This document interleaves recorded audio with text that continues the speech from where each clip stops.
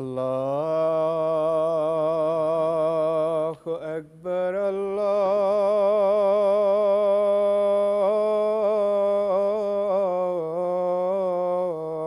الله أكبر الله أكبر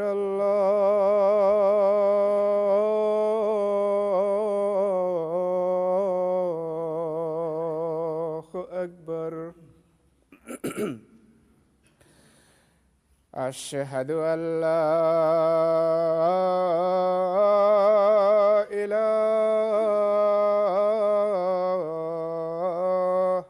إلا الله. أشهد أن لا إله إلا الله. أشهد أن محمدًا رسول الله.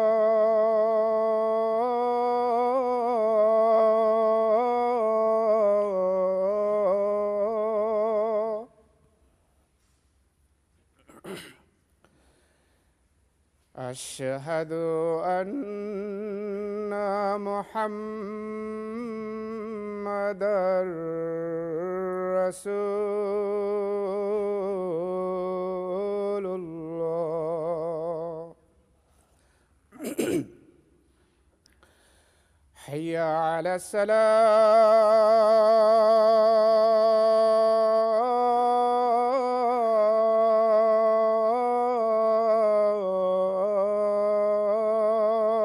الصلاة. حي على السلام.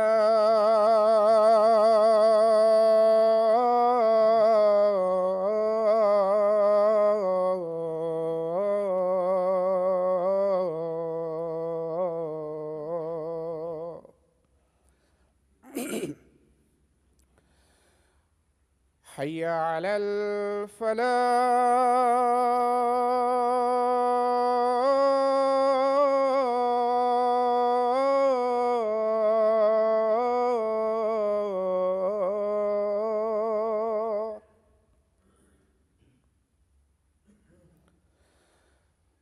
حي على الفلاح.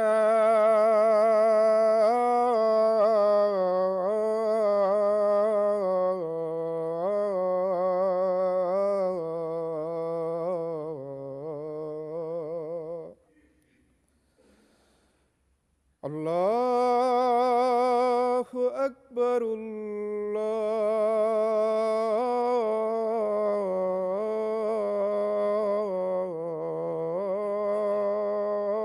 الله أكبر.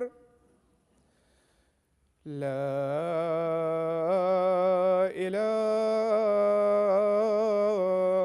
إلا الله.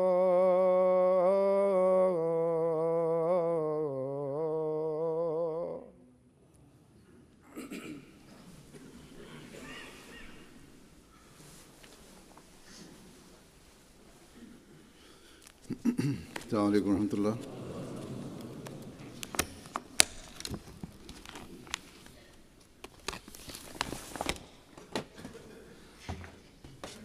أشهد أن لا إله إلا الله وحده لا شريك له وأشهد أن محمدًا عبده ورسوله. أما بعد فأعوذ بالله من الشيطان الرجيم. بسم الله الرحمن الرحيم. الحمد لله رب العالمين الرحمن الرحيم مالك يوم الدين. إياك نعبد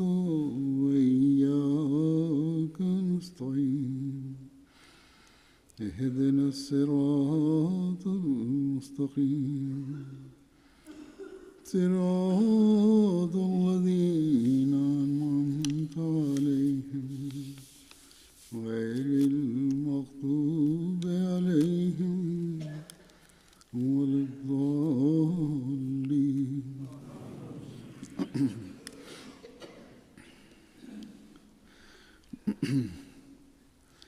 حضرت مسیح موعود علیہ السلام نے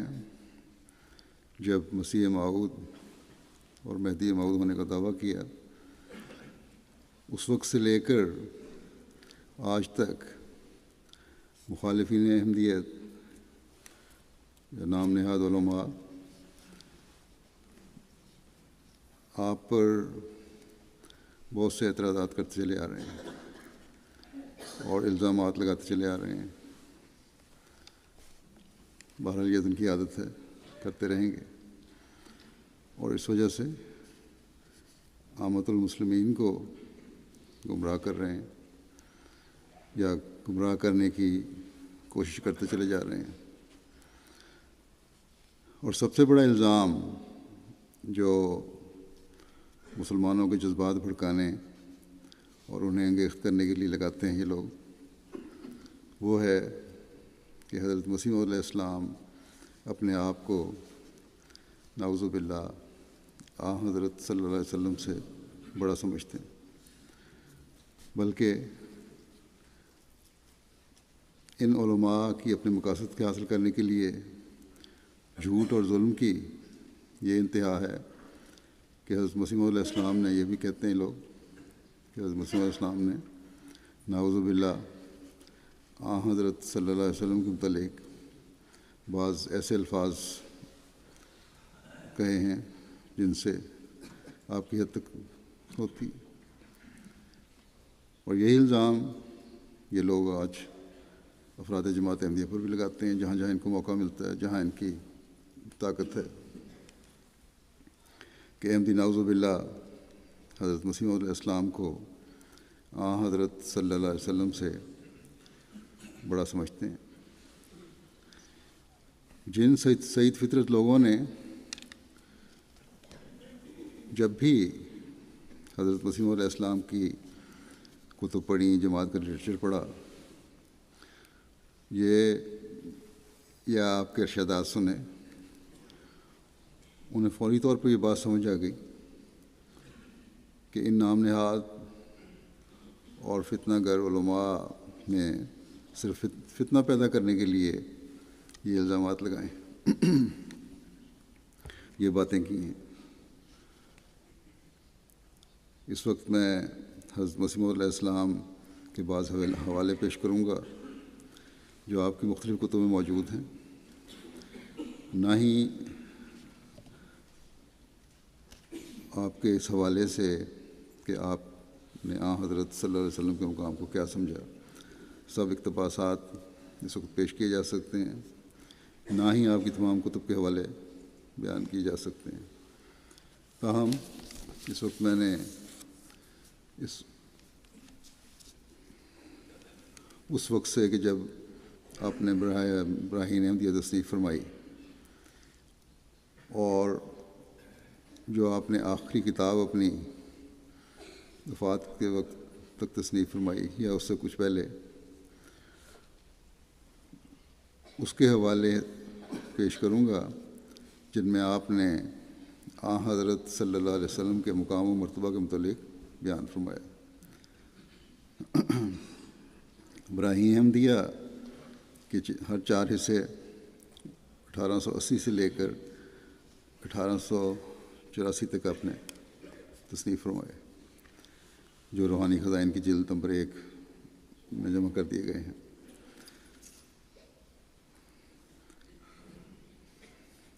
اس میں آپ ایک جگہ فرماتے ہیں کہ اب آسمان کے نیچے فقط ایک ہی نبی اور ایک ہی کتاب ہے،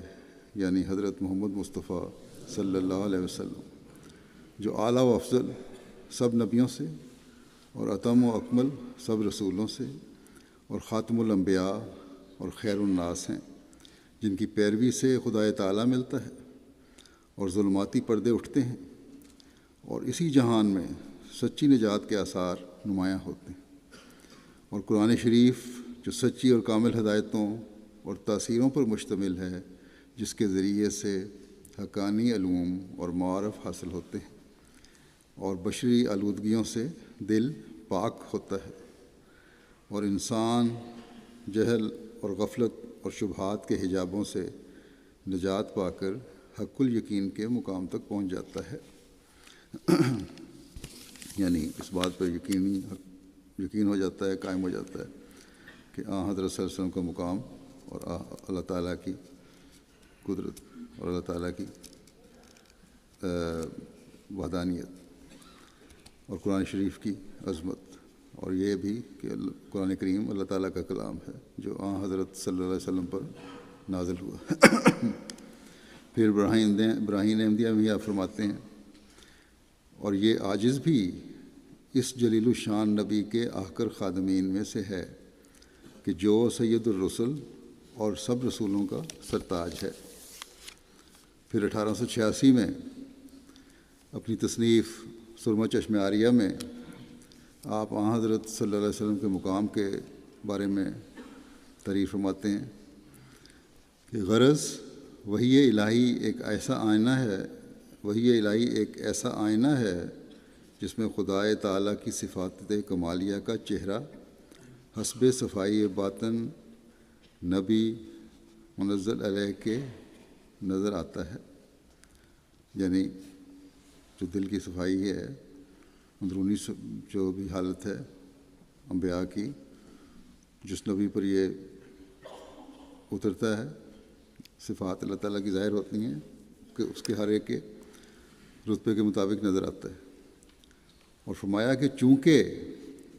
حضرت صلی اللہ علیہ وسلم اپنی پاک باطنی و انشراح صدری و عصمت و حیا و صدق و صفا و توکل و وفا اور عشق الہی کے تمام لوازم میں سب انبیاء سے بڑھ کر اور سب سے افضل و اعلیٰ و اکمل و ارفع و اجلا و اصفا تھے، اس لیے خدائے جل شانہ نے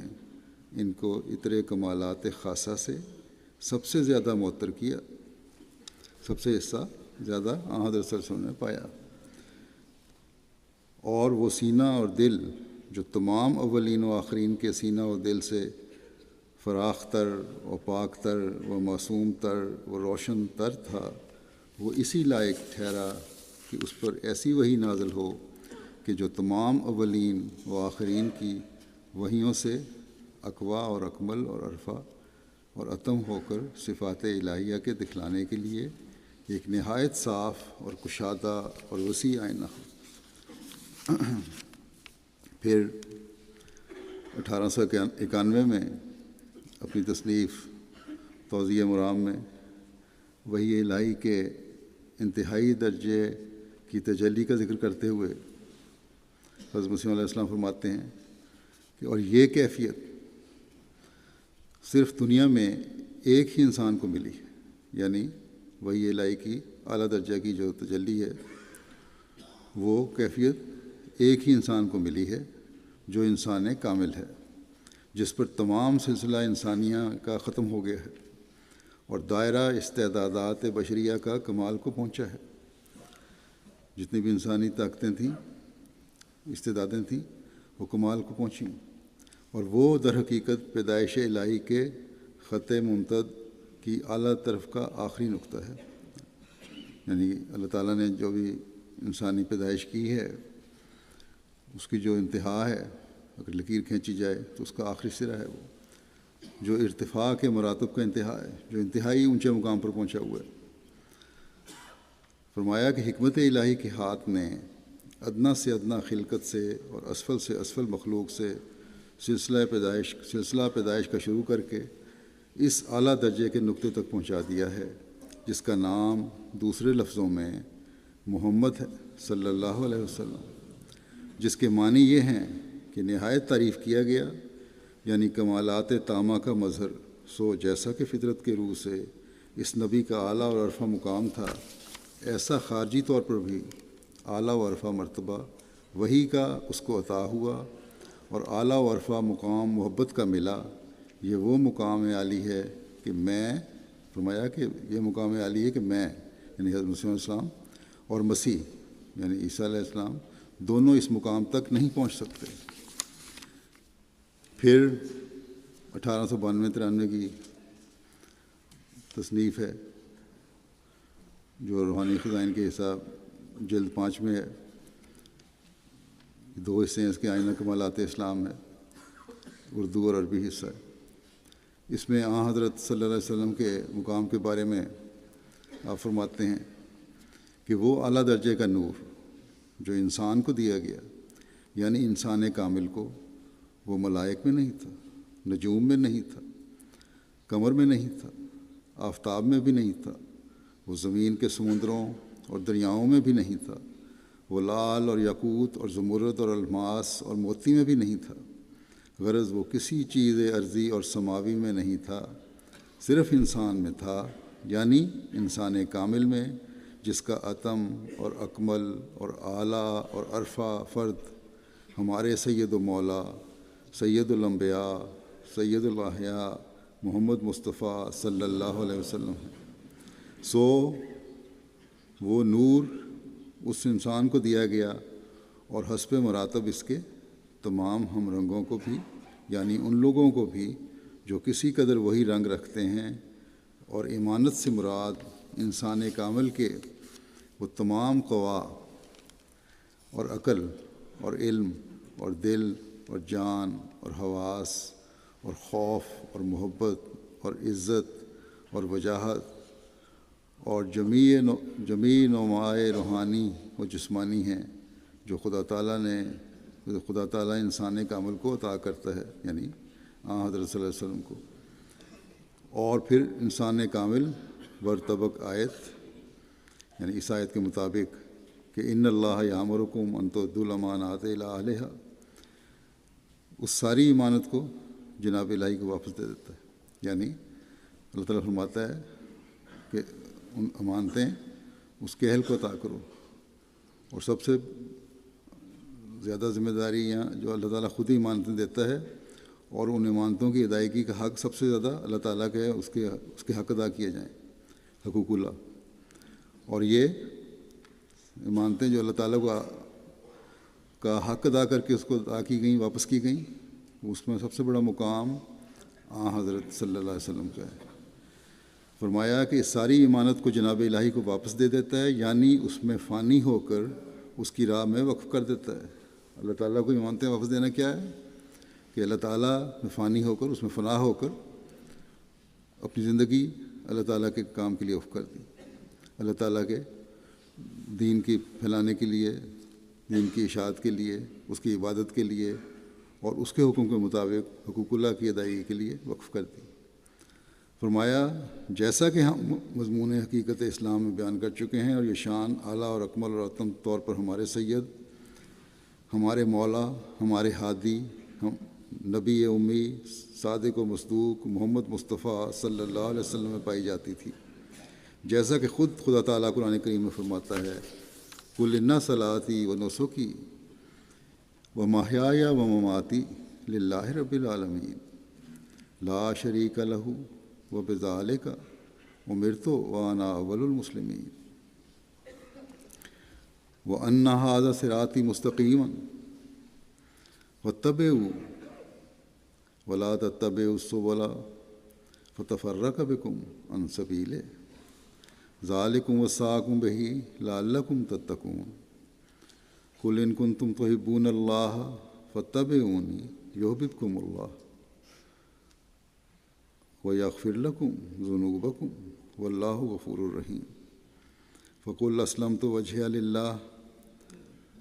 وامرت ان اسلم لرب العالمین۔ یعنی ان کو کہہ دے، حضرت مسیح فرماتے ہیں اس کا وضاحت کرتے ہوئے ان آیات کی جو مختلف صورتوں کی ہیں، یعنی ان کو کہہ دے، سارا ترجمہ نہیں کیا آپ نے، کچھ تھوڑا سا ترجمہ فرمایا ہے کہ یعنی ان کو کہہ دے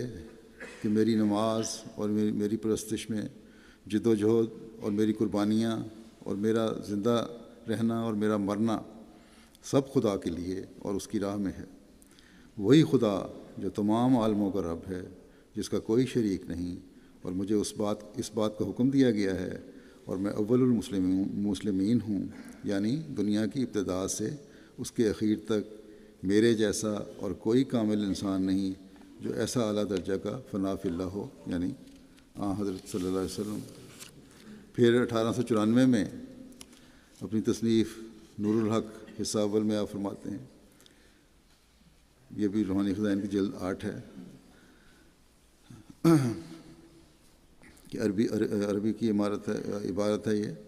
کہ طوبیٰ للذی قام لإعلاء کلمۃ الدین ونہض یستقری طرق مرضات اللہ نصیر المعین۔ بسم اللہ الرحمن الرحیم، الحمد للہ رب العالمین، والصلاۃ والسلام علی سید رسولہ۔ مبارک وہ جو دین کی مدد کے لیے کھڑا ہو گیا اور ربانی رضامندی کی راہوں کو ڈھونڈتا ہوا اٹھا۔ بسم اللہ الرحمن الرحیم، تمام تعریفیں خدا کے لیے ثابت ہیں جو تمام عالموں کا پروردگار ہے، اور درود اور سلام اس کے نبیوں کے سردار پر۔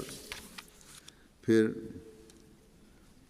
جلد 8 میں ہی روحانی خزائن کی جو ہے اتمام الحجہ، یہ بھی 1894 کی ہے۔ آپ فرماتے ہیں کہ وہ انسان جو سب سے زیادہ کامل اور انسان کامل تھا، اور کامل نبی تھا، اور کامل برکتوں کے ساتھ آیا، جس سے روحانی باعث اور حشر کی وجہ سے دنیا کی پہلی قیامت ظاہر ہوئی، اور ایک عالم کا عالم برا ہوا اس کے آنے سے زندہ ہو گیا۔ وہ مبارک نبی حضرت خاتم الانبیاء، امام الاصفیاء، ختم المرسلین،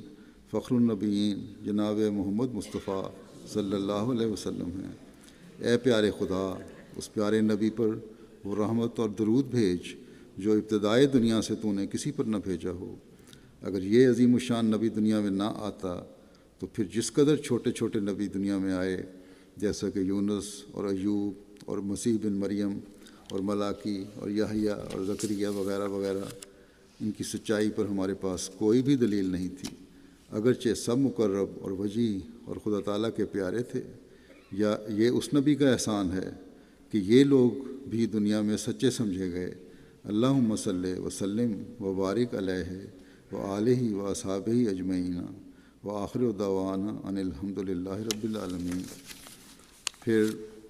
1895 کی اپنی تصنیف آریہ دھرم میں آپ فرماتے ہیں، ہمارے مذہبی مخالف صرف بے اصل روایات، یعنی اسلام کے مخالف،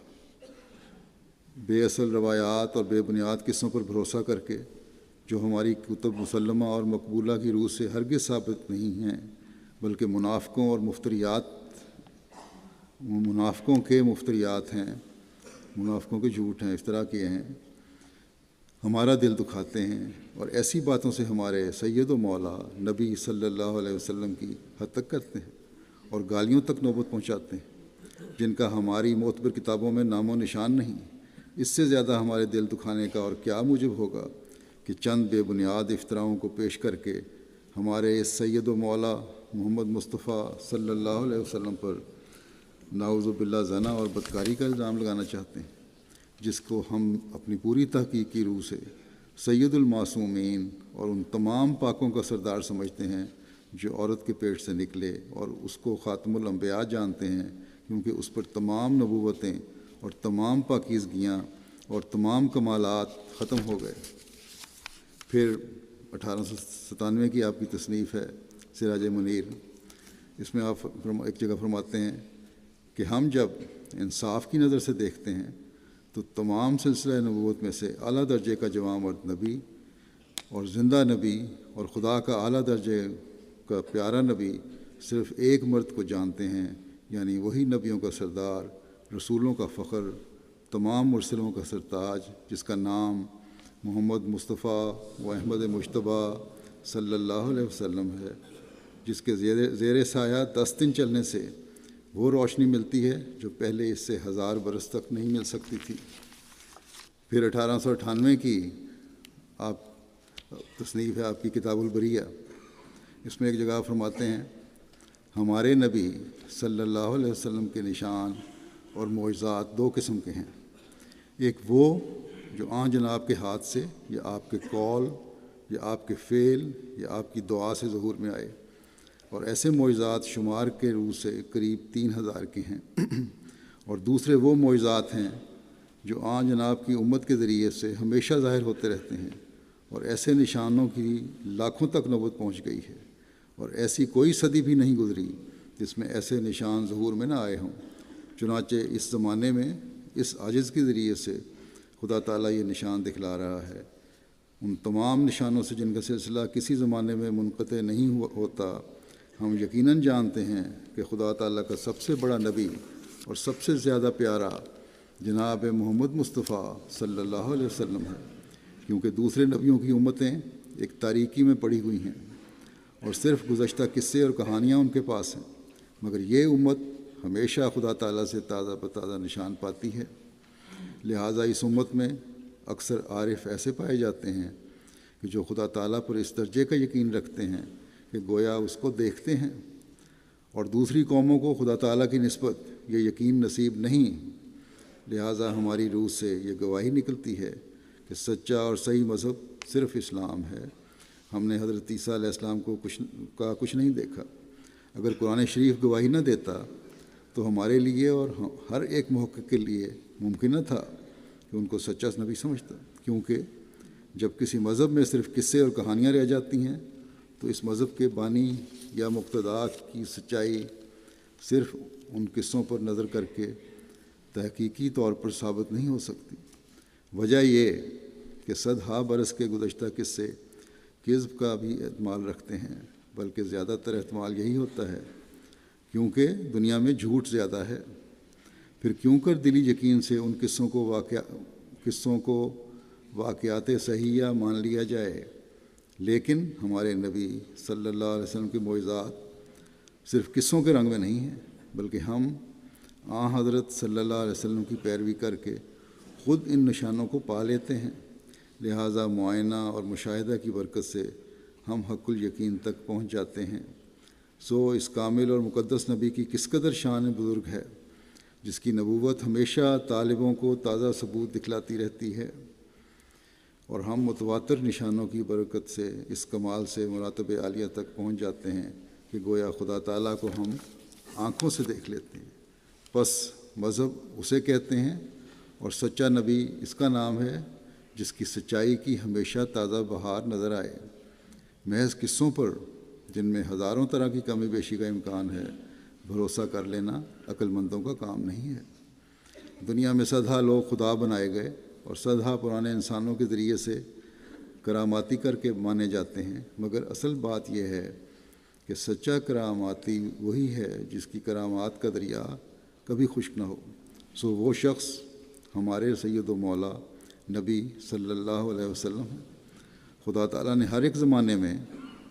اس کامل اور مقدس کے نشان دکھلانے کے لیے کسی نہ کسی کو بھیجا ہے، اور اس زمانے میں مسیح موعود کے نام سے مجھے بھیجا ہے۔ دیکھو، آسمان سے نشان ظاہر ہو رہے ہیں اور طرح طرح کے خارق ظہور میں آ رہے ہیں، اور ہر ایک حق کا طالب ہمارے پاس رہ کر نشانوں کو دیکھ سکتا ہے، گو وہ عیسائی ہو یا یہودی یا آریہ۔ یہ سب برکات ہمارے نبی صلی اللہ علیہ وسلم کی ہیں۔ پھر سن 1900 میں اپنے رسالہ 40 نمبر 1 میں، جو روحانی خزائن کی جلد 17 میں ہے، اس میں آپ فرماتے ہیں کہ میں سچ سچ کہتا ہوں کہ زمین پر وہ ایک ہی انسان کامل گزرا ہے جس کی پیشگوئیاں اور دعائیں قبول ہونا اور دوسرے خوارق ظہور میں آنا ایک ایسا امر ہے جو اب تک امت کے سچے پیراؤں کے ذریعے سے دریا کی طرح موجیں مار رہا ہے۔ بجز اسلام وہ مذہب کہاں اور کدھر ہے جو یہ خصلت اور طاقت اپنے اندر رکھتا ہے، اور وہ لوگ کہاں اور کس ملک میں رہتے ہیں جو اسلامی برکات اور نشانوں کا مقابلہ کر سکتے ہیں۔ پھر 1902 کی اپنی تصنیف کشتی نو میں آپ فرماتے ہیں، نوع انسان کے لیے روئے زمین پر اب کوئی کتاب نہیں مگر قرآن، اور تمام آدمزادوں کے لیے اب کوئی رسول اور شفیع نہیں مگر محمد مصطفیٰ صلی اللہ علیہ وسلم۔ سو تم کوشش کرو کہ سچی محبت اس جاہ و جلال کے نبی کے ساتھ رکھو اور اس کے غیر کو اس پر کسی نوع کی بڑائی مت دو تا آسمان پر تم نجات یافتہ لکھے جاؤ۔ اور یاد رکھو کہ نجات وہ چیز نہیں جو مرنے کے بعد ظاہر ہوگی، بلکہ حقیقی نجات وہ ہے کہ اسی دنیا میں اپنی روشنی دکھلاتی ہے۔ نجات یافتہ کون ہے؟ وہ جو یقین رکھتا ہے جو خدا سچ ہے اور محمد صلی اللہ علیہ وسلم اس میں اور تمام مخلوق میں درمیانی شفیع ہے، اور آسمان کے نیچے نہ اس کے ہم مرتبہ کوئی اور رسول ہے اور نہ قرآن کے ہم مرتبہ کوئی اور کتاب ہے، اور کسی کے لیے خدا نے نہ چاہا کہ وہ ہمیشہ زندہ رہے مگر یہ برگزیدہ نبی ہمیشہ کے لیے زندہ ہے۔ پھر 1902 کی ہی ایک اپنی تصنیف میں نسیم دعوت میں آپ فرماتے ہیں، اس قادر اور سچے اور کامل خدا کو ہماری روح اور ہمارا ذرہ ذرہ وجود کا سجدہ کرتا ہے، جس کے ہاتھ سے ہر ایک روح اور ہر ایک ذرہ مخلوقات کا ماں اپنی تمام قوا کے ظہور پذیر ہوا، اور جس کے وجود سے ہر ایک وجود قائم ہے، اور کوئی چیز نہ اس کے علم سے باہر ہے اور نہ اس کے تصرف سے، نہ اس کی خلق سے۔ اور ہزاروں درود اور سلام اور رحمتیں اور برکتیں اس پاک نبی محمد مصطفیٰ صلی اللہ علیہ وسلم پر نازل ہوں، جس کے ذریعے سے ہم نے وہ زندہ خدا پایا، یعنی وہ صفات جو اوپر بیان کی گئی ہیں خدا تعالیٰ کی، اس زندہ خدا کو پایا جس میں یہ صفات ہیں، جو حضرت صلی اللہ علیہ وسلم کے ذریعے سے پایا، جو آپ کلام کر کے اپنی ہستی کا آپ ہمیں نشان دیتا ہے، اور آپ فوق العادت نشان دکھلا کر اپنی قدیم اور کامل طاقتوں اور قوتوں کا ہم کو چمکنے والا چہرہ دکھاتا ہے۔ سو ہم نے ایسے رسول کو پایا جس نے خدا کو ہمیں دکھلایا، اور ایسے خدا کو پایا جس نے اپنی کامل طاقت سے ہر ایک چیز کو بنایا۔ اس کی قدرت کیا ہی عظمت اپنے اندر رکھتی ہے، جس کے بغیر کسی چیز نے نقش وجود نہیں پکڑا، اور جس کے سہارے کے بغیر کوئی چیز قائم نہیں رہ سکتی۔ وہ ہمارا سچا خدا بے شمار برکتوں والا ہے اور بے شمار قدرتوں والا اور بے شمار حسن والا اور بے شمار احسان والا ہے، اس کے سوا کوئی اور خدا نہیں، اور یہ خدا ہمیں حضرت صلی اللہ علیہ وسلم کی وساطت سے ملا۔ پھر 1903 کی اپنی تصنیف لیکچر سیالکوٹ میں آپ فرماتے ہیں، غرض یہ تمام بگاڑ کہ ان مذاہب میں پیدا ہو گئے جن میں سے بعض ذکر کے بھی قابل نہیں اور جو انسانی پاکیزگی کے بھی مخالف ہیں، یہ تمام علامتیں ضرورت اسلام کے لیے تھیں۔ پرانے مذہبوں میں جو بگاڑ پیدا ہوئے وہ اس لیے تھے کہ اسلام کے آنے کی ضرورت تھی۔ فرمایا کہ ایک عقل مند کو اقرار کرنا پڑتا ہے کہ اسلام سے کچھ دن پہلے تمام مذاہب بگڑ چکے تھے اور روحانیت کو کھو چکے تھے، پس ہمارے نبی صلی اللہ علیہ وسلم اظہار سچائی کے لیے ایک مجدد اعظم تھے جو گمگشتہ سچائی کو دوبارہ دنیا میں لائے۔ اس فخر میں ہمارے نبی صلی اللہ علیہ وسلم کے ساتھ کوئی بھی نبی شریک نہیں کہ آپ نے تمام دنیا کو ایک تاریکی میں پایا، اور پھر آپ کے ظہور سے وہ تاریکی نور سے بدل گئی۔ جس قوم میں آپ ظاہر ہوئے، آپ فوت نہ ہوئے جب تک کہ اس قوم نے شرک کا چولا اتار کر توحید کا جامہ نہ پہن لیا، اور نہ صرف اس قدر بلکہ وہ لوگ اعلیٰ مراتب ایمان کو پہنچ گئے، اور وہ کام صدق اور وفا اور یقین کے ان سے ظاہر ہوئے کہ جس کی نظیر دنیا کے کسی حصے میں نہیں پائی جاتی۔ یہ کامیابی اور اس قدر کامیابی کسی نبی کو بجز حضرت صلی اللہ علیہ وسلم کے نصیب نہیں ہوئی۔ یہی ایک بڑی دلیل حضرت صلی اللہ علیہ وسلم کی نبوت پر ہے کہ آپ ایک ایسے زمانے میں مبعوث اور تشریف فرما ہوئے جب کہ زمانہ نہایت درجے کی ظلمت میں پڑا ہوا تھا، اور طبعاً ایک عظیم الشان مصلح کا خواستگار تھا، اور پھر آپ نے ایسے وقت میں دنیا سے انتقال فرمایا جب کہ لاکھوں انسان شرک اور بت پرستی کو چھوڑ کر توحید اور راہ راست اختیار کر چکے تھے، اور در حقیقت یہ کامل اصلاح آپ ہی سے مخصوص تھی کہ آپ نے قوم وحشی سیرت اور بہائم خسرت کو، جانوروں کی طرح جیسی قوم تھی، ان کو انسانی عادات سکھلائے، یا دوسرے لفظوں میں یوں کہیں گے کہ بہائم کو انسان بنایا، جانوروں کو انسان بنایا، اور پھر انسانوں سے تعلیم یافتہ انسان بنایا، اور پھر تعلیم یافتہ انسانوں سے باخدا انسان بنایا، اور روحانیت کی کیفیت ان میں پھونک دی، اور سچے خدا کے ساتھ ان کا تعلق پیدا کر دیا۔ وہ خدا کی راہ میں بکریوں کی طرح ذبح کیے گئے اور چیونٹیوں کی طرح پیروں میں کچلے گئے، مگر ایمان کو ہاتھ سے نہ دیا، بلکہ ہر ایک مصیبت میں آگے قدم بڑھایا۔ پس بلا شبہ ہمارے نبی صلی اللہ علیہ وسلم روحانیت قائم کرنے کے لحاظ سے آدم ثانی تھے، بلکہ حقیقی آدم وہی تھے جن کے ذریعے اور طفیل سے تمام انسانی فضائل کمال کو پہنچے، اور تمام نیک قوتیں اپنے کام میں لگ گئیں، اور کوئی شاخ فطرت انسانی کی بے بار و بر نہ رہی، اور ختم نبوت آپ پر نہ صرف زمانے کے تاثر کی وجہ سے ہوا، بلکہ اس وجہ سے بھی کہ تمام کمالات نبوت آپ پر ختم ہو گئے، اور چونکہ آپ صفات الہیہ کے مظہر اتم تھے، اس لیے آپ کی شریعت صفات جلالیہ اور جمالیہ دونوں کی حامل تھی، اور آپ کے دو نام محمد اور احمد صلی اللہ علیہ وسلم اسی غرض سے ہیں، اور آپ کی نبوت عامہ میں کوئی حصہ بخل کا نہیں، بلکہ وہ ابتدا سے تمام دنیا کے لیے ہے۔ پھر 1905 کی اپنی تصنیف ابراہیم احمدیہ جلد پنجم میں آپ فرماتے ہیں کہ ہزار شکر اس خداوند کریم کا جس نے ایسا مذہب ہمیں عطا فرمایا جو خدا دانی اور خدا ترسی کا ایک ایسا ذریعہ ہے جس کی نظیر کبھی اور کسی زمانے میں نہیں پائی گئی، اور ہزارہ درود اس نبی معصوم پر جس کے وسیلے سے ہم اس پاک مذہب میں داخل ہوئے، اور ہزارہ رحمتیں نبی کریم کے اصحاب پر ہوں جنہوں نے اپنے خونوں سے اس باغ کی آبپاشی کی۔ پھر برائن احمدیہ ایسا پنجم میں ہی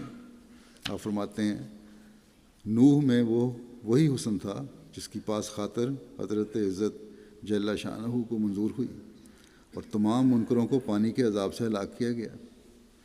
حضرت نوح کی قوم کو اللہ تعالیٰ نے ہلاک کیا اس وجہ سے کہ وہ نبی تھے۔ فرمایا پھر اس کے بعد موسیٰ بھی وہی حسن روحانی لے کر آیا جس نے چند روز تکلیفیں اٹھا کر آخر فرعون کا بیڑا غرق کیا۔ پھر سب کے بعد سید الانبیاء و خیر الورا مولانا و سیدنا حضرت محمد مصطفیٰ صلی اللہ علیہ وسلم ایک عظیم الشان روحانی حسن لے کر آئے جس کی تعریف میں یہی آیت کریمہ کافی ہے کہ دنا فتدلی فکان قاب قوسین او ادنی، یعنی وہ نبی جناب الہی سے بہت نزدیک چلا گیا اور پھر مخلوق کی طرف جھکا، اور اس طرح پر دونوں حقوق کو جو حق اللہ اور حق العباد ہے ادا کر دیا، اور دونوں قسم کا حسن روحانی ظاہر کیا، اور دونوں کوسوں میں وتر کی طرح ہو گیا، یعنی دونوں کوسوں میں جو ایک درمیانی خط کی طرح ہو، اور اس طرح اس کا وجود واقع ہوا۔ اس حسن کو ناپاک طبع اور اندھے لوگوں نے نہ دیکھا۔ فرمایا کہ متعلق کہ آپ کے حسن کو ناپاک طبع اور اندھے لوگوں نے نہ دیکھا، جیسا کہ اللہ تعالیٰ فرماتا ہے ینظرون الیک وہم لا یبصرون، یعنی تیری طرف وہ دیکھتے ہیں مگر تو انہیں دکھائی نہیں دیتا۔ آخر وہ سب اندھے ہلاک ہو گئے۔ پھر 1907 کی آپ کی تصنیف حقیقت الوحی میں وہی ہے، اس میں آپ نے فرمایا کہ پس میں ہمیشہ تعجب کی نگاہ سے دیکھتا ہوں کہ یہ عربی نبی جس کا نام محمد ہے، ہزار درود اور سلام اس پر، یہ کس عالی مرتبے کا نبی ہے۔ اس کے عالی مقام کا انتہا معلوم نہیں ہو سکتا، اور اس کی تاثیر قدسی کا اندازہ کرنا انسان کا کام نہیں۔ افسوس کہ جیسا حق شناخت کا ہے اس کے مرتبہ کو شناخت نہیں کیا گیا۔ وہ توحید جو دنیا سے گم ہو چکی تھی، وہی ایک پہلوان ہے جو دوبارہ اس کو دنیا میں لایا۔ اس نے خدا سے انتہائی درجے پر محبت کی اور انتہائی درجے پر بنی نوع کی ہمدردی میں اس کی جان گداز ہوئی۔ اس لیے خدا نے جو اس کے دل کے راز کا واقف تھا اس کو تمام انبیاء اور تمام اولین و آخرین پر فضیلت بخشی اور اس کی مرادیں اس کی زندگی میں اس کو دیں۔ وہی ہے جو سرچشمہ ہر ایک فیض کا ہے، اور وہ شخص جو بغیر اقرار افاظہ اس کے کسی فضیلت کا دعویٰ کرتا ہے وہ انسان نہیں بلکہ ذریت شیطان ہے۔ یہ کہتے ہیں جی، الزام لگاتے ہیں حضرت مسیح علیہ السلام پہ کہ آپ نعوذ باللہ حضرت صلی اللہ علیہ وسلم سے اونچا مقام رکھتے ہیں یا سمجھتے ہیں کہ میں آخر میں آیا اور میں نبی ہوں۔ آپ فرماتے ہیں کہ جو بغیر اقرار افاظہ اس کی کسی فضیلت کے دعویٰ کرتا ہے وہ انسان نہیں بلکہ ذریت شیطان ہے۔ ایسے لوگوں کو جو علیہ وسلم سے اپنے آپ کو باہر سمجھتے ہیں، حضرت مسیح فرماتے ہیں وہ ذریت شیطان ہے، کیونکہ ہر ایک فضیلت کی کنجی اس کو دی گئی ہے اور ہر ایک معرفت کا خزانہ اس کو عطا کیا گیا ہے۔ جو اس کے ذریعے سے نہیں پاتا وہ محروم ازلی ہے۔ ہم کیا چیز ہیں اور ہماری حقیقت کیا ہے؟ ہم کافر نعمت ہوں گے اگر اس بات کا اقرار نہ کریں کہ توحید حقیقی ہم نے اسی نبی کے ذریعے سے پائی اور زندہ خدا کی شناخت ہمیں اسی کامل نبی کے ذریعے سے اور اس کے نور سے ملی، اور خدا کے مکالمات و مخاطبات کا شرف بھی جس سے ہم اس کا چہرہ دیکھتے ہیں اسی بزرگ نبی کے ذریعے سے ہمیں میسر آیا۔ اس آفتاب ہدایت کی شعاع دھوپ کی طرح ہم پر پڑتی ہے اور اسی وقت تک ہم منور رہ سکتے ہیں جب تک کہ ہم اس کے مقابل پر کھڑے ہیں۔ پھر حقیقت الوحی میں ہی آپ فرماتے ہیں کہ اب اس تمام بیان سے ہماری غرض یہ ہے کہ اللہ تعالیٰ نے اپنا کسی کے ساتھ پیار کرنا اس بات سے مشروط کیا ہے کہ ایسا شخص حضرت صلی اللہ علیہ وسلم کی پیروی کرے۔ چنانچہ میرا یہ ذاتی تجربہ ہے کہ حضرت صلی اللہ علیہ وسلم کے سچے دل سے پیروی کرنا اور آپ سے محبت رکھنا انجام کار انسان کو خدا کا پیارا بنا دیتا ہے، اس طرح پر کہ خود اس کے دل میں محبت الہی کی ایک سوزش پیدا کر دیتا ہے۔ تب ایسا شخص ہر ایک چیز سے دل برداشتہ ہو کر خدا کی طرف جھک جاتا ہے اور اس کا انس و شوق صرف خدا تعالیٰ سے باقی رہ جاتا ہے۔ تب محبت الہی کی ایک خاص تجلی اس پر پڑتی ہے اور اس کو ایک پورا رنگ عشق اور محبت کا دے کر قوی جذبے کے ساتھ اپنی طرف کھینچ لیتی ہے۔ تب جذبات نفسانیہ پر وہ غالب آ جاتا ہے اور اس کی تائید اور نصرت میں ہر ایک پہلو سے خدا تعالیٰ کے خارق عادت افعال نشانوں کے رنگ میں ظاہر ہوتے ہیں، لیکن یہ ملتا انہی کو ہے جو حضرت صلی اللہ علیہ وسلم سے محبت کریں۔ پھر حقیقت الوحی میں آپ فرماتے ہیں سو میں نے محض خدا کے فضل سے نہ اپنے کسی ہنر سے اس نعمت سے کامل حصہ پایا ہے جو مجھ سے پہلے نبیوں اور رسولوں اور خدا کے برگزیدوں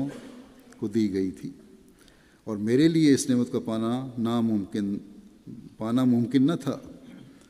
میرے لیے اس نعمت کا پانا ممکن نہ تھا اگر میں اپنے سید و مولا فخر الانبیاء اور خیر الورا حضرت محمد مصطفیٰ صلی اللہ علیہ وسلم کے راہوں کی پیروی نہ کرتا۔ سو میں نے جو کچھ پایا اس پیروی سے پایا، اور میں اپنے سچے اور کامل علم سے جانتا ہوں کہ کوئی انسان بجز پیروی اس نبی صلی اللہ علیہ وسلم کے خدا تک نہیں پہنچ سکتا اور نہ معرفت کاملہ کا حصہ پا سکتا ہے۔ اور میں اس جگہ یہ بھی بتلاتا ہوں کہ وہ کیا چیز ہے کہ سچی اور کامل پیروی حضرت صلی اللہ علیہ وسلم کے بعد سب باتوں سے پہلے دل میں پیدا ہوتی ہے۔ سو یاد رہے کہ وہ قلب سلیم ہے، یعنی دل سے دنیا کی محبت نکل جاتی ہے اور دل ایک ابدی اور لازوال لذت کا طالب ہو جاتا ہے۔ پھر بعد اس کے ایک مصفہ اور کامل محبت الہی بباعث اس قلب سلیم کے حاصل ہوتی ہے، اور یہ سب نعمتیں حضرت صلی اللہ علیہ وسلم کی پیروی سے بطور وراثت ملتی ہیں، جیسا کہ اللہ تعالیٰ خود فرماتا ہے قُلْ إِن كُنتُمْ تُحِبُّونَ اللَّهَ فَاتَّبِعُونِي يُحْبِبْكُمُ اللَّهُ، یعنی ان کو کہہ دے کہ اگر تم خدا سے محبت کرتے ہو تو آؤ میری پیروی کرو تا خدا بھی تم سے محبت کرے۔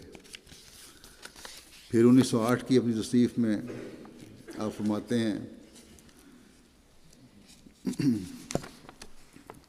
یہ ہے چشمہ معرفت میں آپ فرماتے ہیں کہ دنیا میں کروڑہا انسان ایسے پاک فطرت گزرے ہیں اور آگے بھی ہوں گے، لیکن ہم نے سب سے بہتر اور سب سے اعلیٰ اور سب سے خوب تر اس مرد خدا کو پایا ہے جس کا نام ہے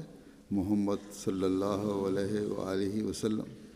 ان اللہ و ملائکتہ یصلون علی النبی یا ایھا الذین آمنوا صلوا علیہ وسلموا تسلیما۔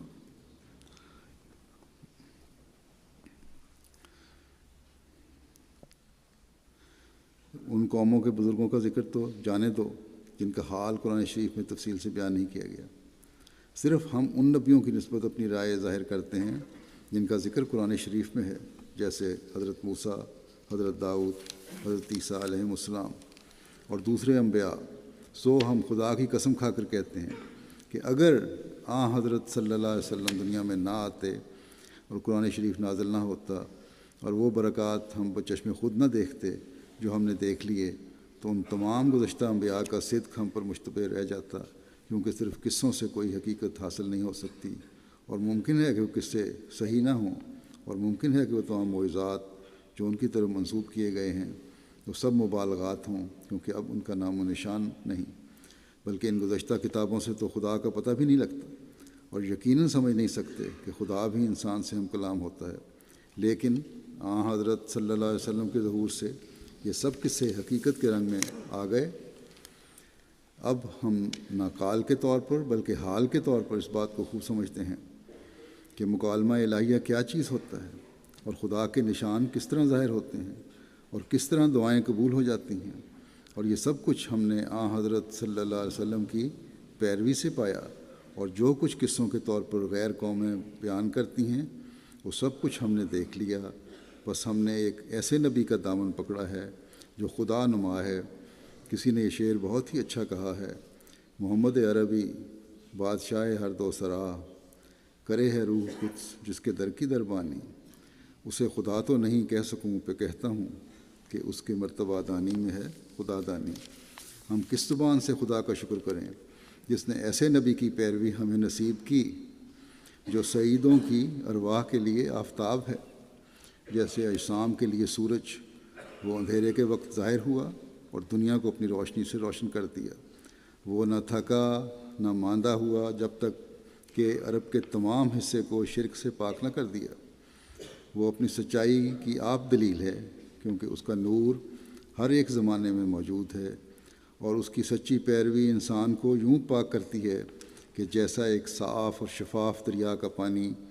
میلے کپڑے کو۔ کون صدق کے دل سے ہمارے پاس آیا جس نے اس نور کا مشاہدہ نہ کیا، اور کس نے صحت نیت سے اس دروازے کو کھٹکھٹایا جو اس کے لیے کھولا نہ گیا۔ لیکن افسوس کہ اکثر انسانوں کی یہی عادت ہے کہ وہ سفلی زندگی کو پسند کر لیتے ہیں اور نہیں چاہتے کہ نور ان کے اندر داخل ہو۔ پھر چشمہ معرفت میں ہی آپ فرماتے ہیں کہ اب سوچنا چاہیے کہ کیا یہ عزت، کیا یہ شوکت، کیا یہ اقبال، کیا یہ جلال، کیا یہ ہزاروں نشان آسمانی، کیا یہ ہزاروں برکات ربانی جھوٹے کو بھی مل سکتی ہیں؟ ہمیں بڑا فخر ہے کہ جس نبی علیہ السلام کا ہم نے دامن پکڑا ہے، خدا کا اس پر بڑا ہی فضل ہے۔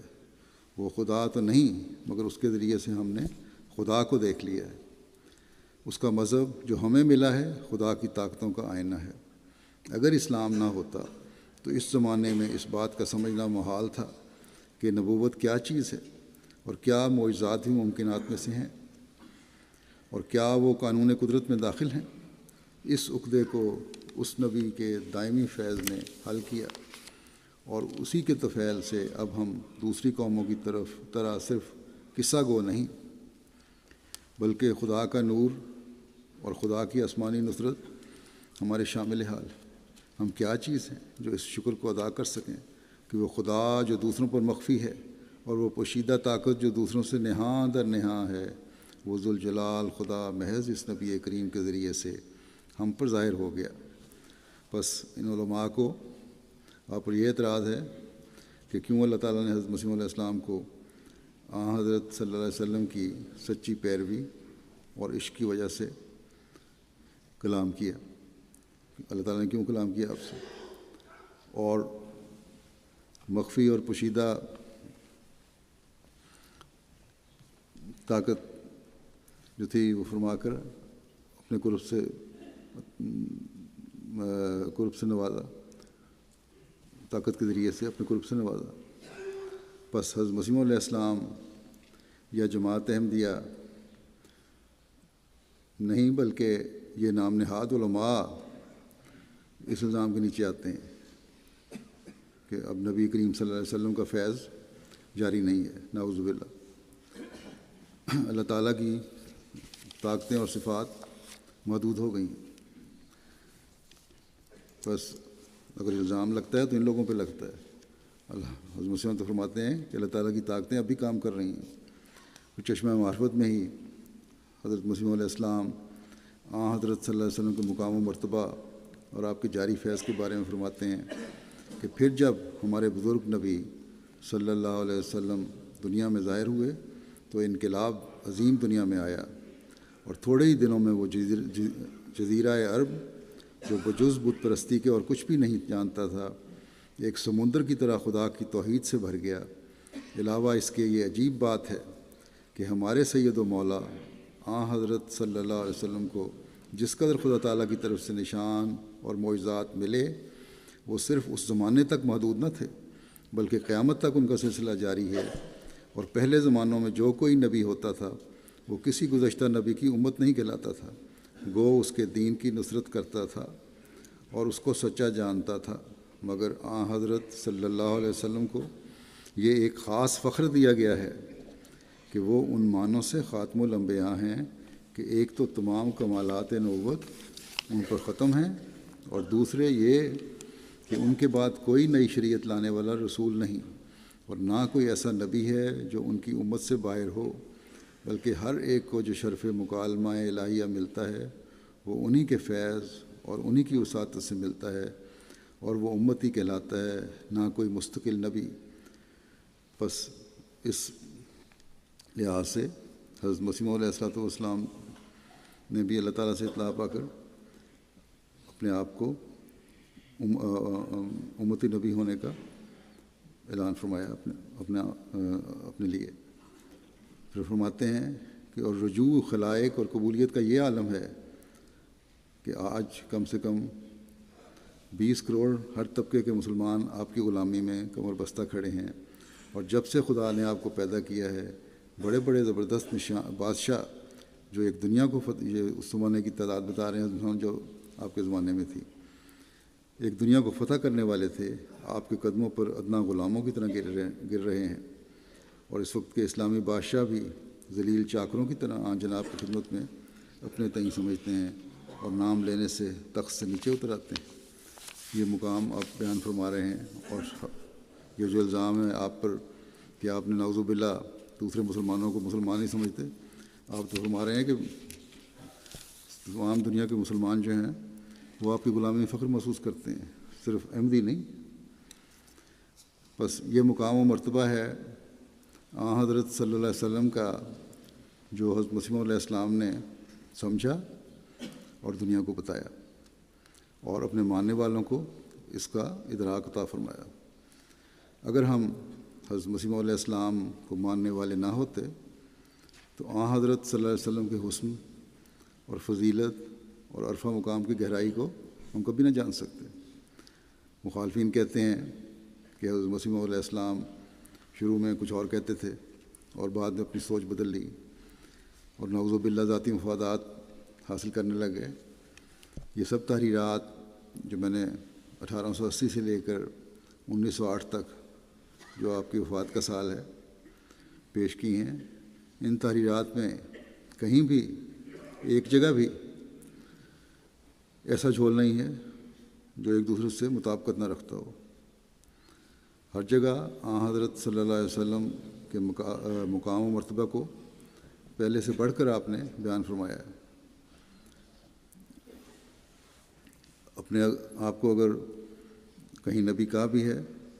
تو آپ کی غلامی میں۔ اللہ تعالیٰ ان مفاد پرستوں کے چنگل سے امت مسلمہ کو بچائے، اور یہ حضرت صلی اللہ علیہ وسلم کے عاشق صادق کو ماننے والے ہوں، اور یہی ایک طریقہ ہے اور یہی ایک ذریعہ ہے جو امت مسلمہ کی ساکھ کو دوبارہ قائم کر سکتا ہے۔ اللہ تعالیٰ ہمیں بھی حضرت مسیح موعود علیہ الصلوۃ والسلام کی کتب اور ارشادات پڑھنے اور انہیں سمجھنے کی توفیق عطا فرمائے، اور صحیح اللہ تعالیٰ حضرت صلی اللہ علیہ وسلم کے ذریعے سے ہمیں بھی اپنے تک پہنچنے کا صحیح ادراک بھی عطا فرمائے اور توفیق بھی عطا فرمائے۔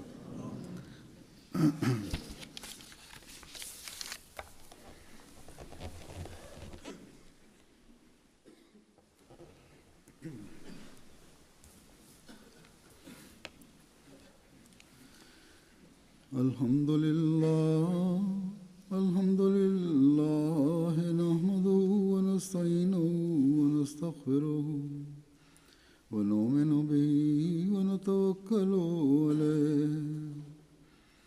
ونعوذ بالله من شرور أنفسنا ومن سيئات أعمالنا، من يهده الله فلا مضل له ومن يضلل فلا هادي له، ونشهد أن لا إله إلا الله ونشهد أن محمدا عبده ورسوله۔ عباد الله رحمكم الله، إن الله يأمر بالعدل والإحسان وإيتاء ذي القربى وينهى عن الفحشاء والمنكر والبغي، يعظكم لعلكم تذكرون۔ اذكروا الله يذكركم وادعوه يستجب لكم، ولذكر الله أكبر۔